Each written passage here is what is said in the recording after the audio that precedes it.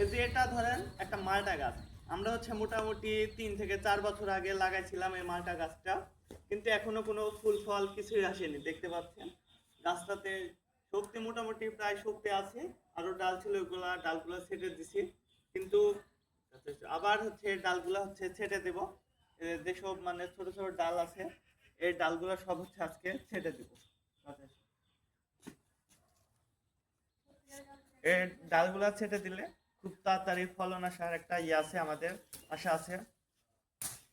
ডালগুলা ছেটে দিতে হবে, যেগুলো ছোট ছোট ডাল আছে সবগুলো হচ্ছে ছেটে দিবেন, তাহলে যত তাড়াতাড়ি সম্ভব হচ্ছে ফল চলে আসবে।